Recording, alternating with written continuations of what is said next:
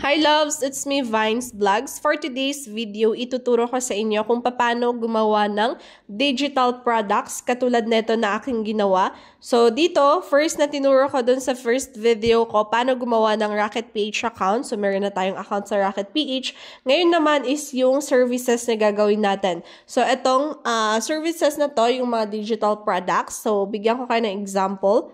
So, ito ang mga services na to, pwede tayong gumawa ng sarili nating mga ganito na products and ibebenta natin siya dito sa Rocket PH. Ayan, so makikita nyo may mga pricing yung mga yan. Ayan, mga, ito, depende sa niche ng gagawin mo na products ha. Kasi may mga, ayan, about Canva Pro lifetime subscription, mga professional novel books, and pag may nagustuhan ka din dito, pwede ka rin namang bumili ng sarili mo or pwede kang magbenta. Ayan, mga GCash, graphic course design, may mga tarot readings pa sila na binebenta. And katulad ng aking ginawa, ito din siya, meron din silang kids learning materials. And for 100 pesos nila binebenta. So pag may bumili niyan, ayan, meron kang earnings. Okay? So, ganito siya. So, kung papasok kayo mismo dito sa pagbebenta ng digital products, mga loves, kailangan consistent kayo na gagawa ng mga digital products ninyo, ng mga services ninyo. Hindi lang isa, dalawa, tatlo, kundi be consistent para pwedeng masuggest or makita ng mga tao yung works mo, pwede nilang bilhin. Okay? Ayan. So, ang daming mga services na available dito. So, ngayon, tuturuan ko kayo kung paano gumawa ng mga ganitong digital products na gamit yung Canva. Yes, yung Canva yung mostly na gagamitin dito para makapag-edit ng digital product. So, syempre, kailangan nyo mag-install ng Canva. Ayan. Patapusin nyo yung video na to, no, para magets nyo kung paano gumawa ng digital product. So, example lang. Depende kasi sa anong gusto nyo gawin. Dapat isa lang yung niche nyo, guys, para hindi mag-mix. Kasi pangit kapag nagmi-mix siya. So, dapat isa lang. Kung about sa educational learning materials, doon ka lang dapat mag-focus. Or kapag naman sa mga templates, for example, GCash templates, mga ganon, birthday card templates, ayan.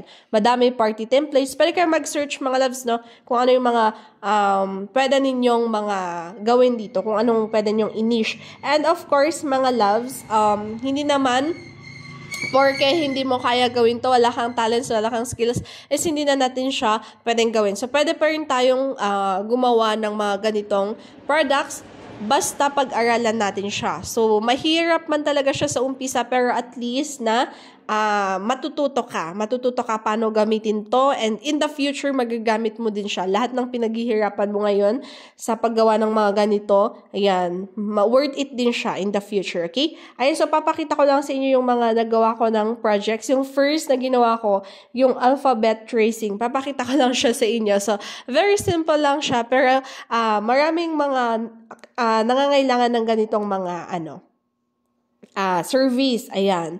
Maraming parents yung mga nangangailangan ng ganito, ipiprint na, kasi hindi naman lahat provided ng school, diba? So, minsan, ayan, pwede tayong magpa-print ng sarili nating mga ganito, printable na educational materials for our kids, ganun. So, ito yung first na ginawa ko, guys. Ang cute-cute. Na-upload ko na siya actually, yung nakita nyo kanina, dito sa wait lang, pakita ko siya sa inyo. Ayan, ito yung tracing, alphabet tracing. Yan yung first in-upload ko, starting at 100 pesos lang siya, guys. So, just in case may mga kids kayo dyan, and baka gusto nyong i-avail to, punta lang kayo sa aking Rocket PH account. Nasa description box yung link ko, mga loves. So, pwede nyong i-check doon. Ayan. Pwede nyong scan din yung profile ko doon. Pwede kayong, ayan siya yung ginawa ko, yung first, no? Ayan. So, from A to Z na, alphabet tracing. And so, ang cute na ito, mga loves ko. So, tuturuan ko kayo kung paano mag-start ng ganito. Okay? Paano gumawa, no? So, exit lang natin siya. And then, back natin. So, depende sa niche nyo, mga loves, no? Depende sa anong gagawin ninyo. Meron ding home, pwede kayong actually, templates pala. Dito sa templates, pwede kayong mag-search ng mga ideas or designs na pwede ninyong gawin dito sa inyong gagawin na digital products. Okay? So, medyo loading yung ating phone, no? Ayan, pwede kayong mag-search dito. Daming lalabas dito na mga ideas, no, na pwede nyo gawin. Hindi lang dito pwedeng mag-search sa YouTube, pwede pa kayong mag-search sa TikTok, sa Facebook, sa Google, lahat na. Instagram, Pinterest, ganon. So, kung ano yung mga yung mga magustuhan ninyo na gawin para sa inyong content. So, for me, gagawa tayo ng project. So, i-click natin tong click. So, for example, ang gagawin ko ngayon is coloring book. So, animal coloring book. So, mag-start tayo sa letter A. So, customize lang natin. Diba? Click natin yung first. Ayan, dito tayo. Click natin. Tapos, mag-customize lang tayo. So, I hope kita siya, no? Kasi hindi ako pwedeng mag-screen record. Ayaw niya. So, i-click natin yung units. Ayan, into inches. Pwede natin i-search pala. A4. So, A4 yung gagamitin ko. So, ito, A4 na naka-portrait lang siya. Ayan. Para pag ipaprint nila, maayos yan. Ayan. First, ayan, lumabas agad yon. Next, ang gagawin natin is lagyan natin ng margin para hindi na alam naman natin kung saan natin lalagay yung mga lalagay natin mamaya. So, i-click nyo lang yung 3 lines dito. Wait lang. Click nyo yung 3 lines dyan. Asan na yun? Ay, yung file pala. Wait lang. Bakit hindi siya pop up? Ayan. Hindi magkakaparehas. Baka mamaya iba. Ayan, click nyo yung 3 dots na yan. And then, settings. Click settings and show margins. Ayan. So, may margins na siya. So, I'm sorry. Click yung 3 dots mga labs dito. And then, settings. And, ayan, yung show margin. I-click nyo yung show margin. Ayan, nawala siya tuloy. So, ayan, meron tayong margin. Next naman, syempre magsa-start tayo sa letter A. So, click natin tong elements. So, magsa-search ako ng letter A na letter. Letter A. Ayan. And then, i-click lang natin tong graphics. Ayan. Mostly sa graphics tayo kumukuha. So, pwedeng free dito, guys, sa pag-edit natin sa Canva. Free or hindi kaya Canva Pro. So, ako naka-pro ako kasi ginamit ko yung mga pro na images, yung mga pictures, kaya naka-pro ako. So, pwedeng free, guys. Yung iba nga is mas maganda daw na mag-free kasi nga meron yung mga Canva users na hindi sila naka-pro. So, tignan tayo ng letter A outline dapat. Letter A outline. Ayan. So, i-color kasi nila yun. For example, coloring lang. Yung letter A na outline, tapos yung animal starts with letter A. Ayan. Basta starts with letter A pala. Hindi siya animal. Basta. Kayo na bahala mag-edit kapag just in case. So, yan. For example, ito. Naka-pro ako. So, ganyan siya. Ayan. So, na-add na yung letter. So, lalagay ko lang siya dito sa taas. Tapos, maglalagay naman ako ngayon ng mga pictures na starts with letter A. So, balik kayo ulit sa elements. Ayan. So, pwedeng mag-ano tayo ng alligator. Alligator. Yan. So, pagtsagaan nyo lang yung ating cute alligator outline. Lalabas. So, click natin yung see all. So, naka-graphics pa rin siya, loves, no? So, tingin tayo dito ng pwede nilang kulayan. Ayan, for example, ito. Simple lang naman. Ayan. So, yan, alligator or ants. Magdagdag tayo mamaya. Ano pa ba yung mga iba? For sample lang to naman. Ayan. So, pag gusto nyo pang magdagdag, click natin yung elements. Tapos, lagay natin ants. So, yan. And, eto, for example, yan. Ayan.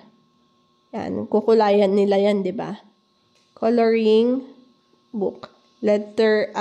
Alphabet coloring book. So, ano pa ba yung mga iba na nagsa-start sa, anyway, try natin apple. Kasi wala na akong ibang maisip na ano. Apple. Click natin graphics ulit. Ayan. And, tsadan. Ito. Pwede rin yan. Yan. Okay lang yan. May naka-block siya masyado. And siguro isa pa para, ano pa ba yung starts with letter A? Apple. Wait lang. Ayan, nag-post pa ako. Avocado. Ayan, avocado. Sige.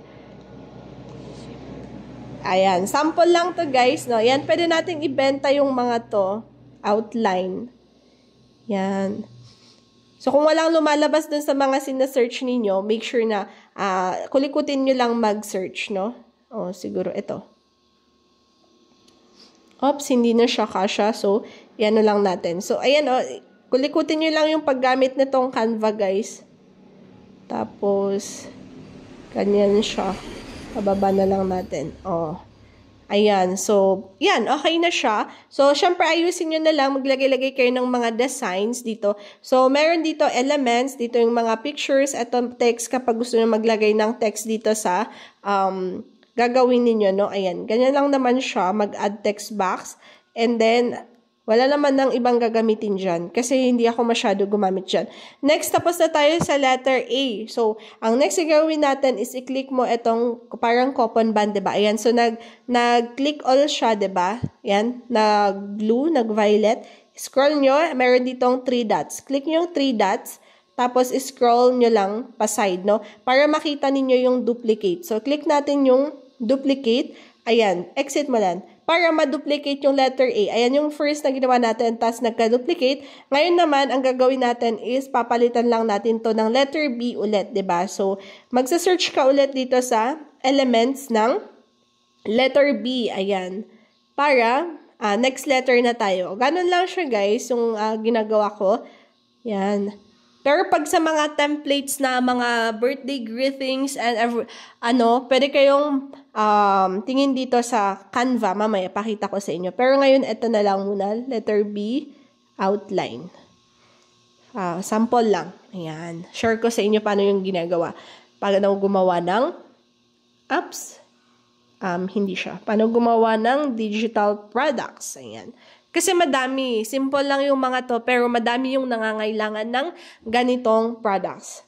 Kasi gagamitan nila para sa kanilang mga anak. So, ayan. Kaya ako, hindi ko dinelete lahat to kasi isa-same natin siya. So, kailangan nakaparehas yung size. Ayan. Ayan. So, okay na siya. So, pwede ko na siyang i-delete ito and then, babalik ulit natin siya. Ayan. So, side natin dun sa may margin, diba? So, important may margin siya. Letter B, so magsa-search, exit natin, and punta ulit tayo sa elements. Ngayon naman, ano ba yung mga letters na nagsa-start sa letter B? So, ball. Lahat pwede nyong i-search dito sa elements, no? Ball. Ayan, graphics. Ayan, pag ganito yung, ayan, meron dito. So, click natin to. So, pwede na natin actually delete tong mga to. Or kung gusto nyo yung ka-size niya, pwede nang hindi nyo siya ibalik. Yan, click natin. Dito na lang muna siya sa baba. Tapos, mag-search tayo ng, ano pa ba yung letter B na iba? Banana. Ayan, so dalawa lang guys, para hindi na tayo A and B na lang, para hindi na tayo matagalan dito. Tapos, ituturo ko kung ano yung next gagawin niyo, paano nyo isa-save ito. Yan. So, banana. Ganyan. Ano pa ba yung mga ibang letters ng bread. Sample lang guys ha. Ayan. Meron akong ibang ginagawa ulit na ganito na i-upload ko mamaya. Pero, i-check nyo na lang sa profile ko ha. Nasa description box yung profile ko dito sa Ayan, ito. Croissant. Yan. Croissant. Ano pa ba yung ibang letter? Okay, try natin yung animal na bear. Search natin and click graphics. Ayan. Kung di nyo na-gets yung video, ulit-ulitin nyo lang siya guys ha. Outline pala. Ulit-ulitin nyo lang siyang panoorin. Matututo din kayo. Sa first talagang nakakaano siya. Medyo mahirap siya, pero pag natuto kayo, okay na siya. Ayan, so okay na siya. For example, tapos na yung products ninyo, ayan, letter A and B. For example lang, tapos na yung products natin, para hindi natin pahabain. Ito, i-click-click lang natin tong share, i-download natin siya. I think share or download yan. So next, ay scroll nyo pababa. Meron ditong download, no? Download, and then, make sure naka-PNG. So, papalitan natin siya. Ayan, may arrow dito. So, click nyo yan. Para dapat PDF print or PDF standard yung gagamitin ninyo. Pero for me, kasi ipiprint etong ginagamit ko. So, kailangan PDF print para mapaprint ng client or yung bibili ng ayan, so nagsasalita pala ako dito tapos hindi pala na-videohan. So, ulitin natin. For example, tapos nyo na yung works ninyo, isa-save nyo na to. Click nyo lang tong may part dito. Ayan, ito siya, yung arrow dyan.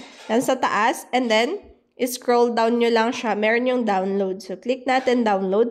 And make sure itong file type niya is naka-PDF print. Kasi yung sa akin is ipiprint pa yan. Okay? Kasi gagamitin. And then, all pages, so make sure i-check nyo bago kayo mag-download nyo. Bago nyo i-download yung file. So, hindi pa lumabas yung download dito. So, antayin lang natin siya. So, download natin siya. Ayan. Na-download nyo lang siya. Wait nyo. Huwag nyo iwanan yung screen. Huwag nyo i-back, no? Kasi kailangan pang mag-download yan hanggang mag-complete. Bago nyo iwanan. Okay? Ayan, so na-download na siya, which is makikita nyo to, naka-PDF siya, no? Kailangan naka-PDF, okay? So, balikan nyo yung work ninyo. Kung, for example, pag meron pa kayong kulang pa to, i-edit nyo pa siya, then pwede nyo balikan naman yung project na nagawa nyo. So, kung gusto nyo mag-add ulit ng isang, i-duplicate to, ayan, i-click nyo ulit yung, ayan, yung parang, yes, coupon band naman. Click yung 3 lines dito, and then i-click nyo yung duplicate. Para mag-duplicate siya. Para mag-same yung mga sizes ng letters or yung mga nandito, no? And then, search ulit sa elements. Ayan. Kung maglalagay ng text. Ayan. So, yun lang naman dito yung ginagamit, no? Wala naman na masyado. Okay? So, ganun lang siya, mga loves, no? Paano gumawa ng digital products. Like for learning materials, no? Ayan. So, back natin. Para ipakita ko dito sa Canva, meron kasi dito yung templates, nakita ko kanina na kapag kung ano yung ginagawa mo dito sa projects mo sa Canva, magsasuggest sila sa'yo ng mga design. So, pakita ko sa inyo yung kanina. Parang pangit kapag ginaganon ko kasi may ano siya.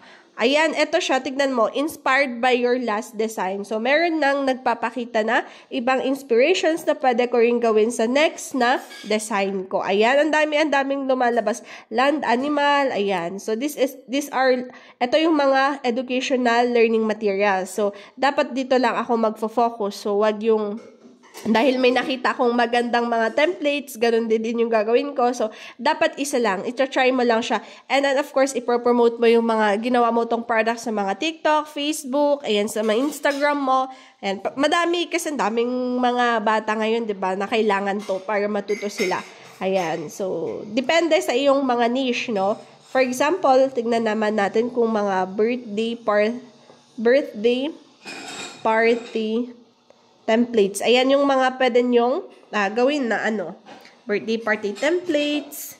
Gagamitin nila, for example, or pang-gift nyo sa mga friends, diba? Or birthday party cards, ganon.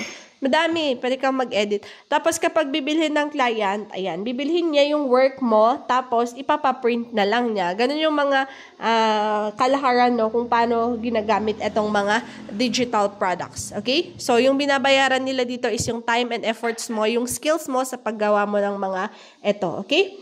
Ayan. So, ito, madami din, o, diba? So, pag i-click, yan, kailangan na din yung mga yan, diba? Sa mga party-party, madami nagpapagawa ng ganyan. Ayan. So, pwede mong i-offer itong mga to.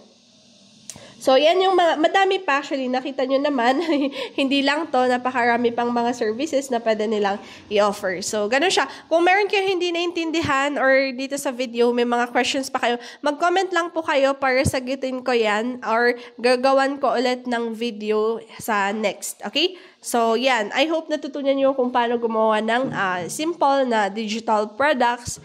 Yan. Thank you so much for watching.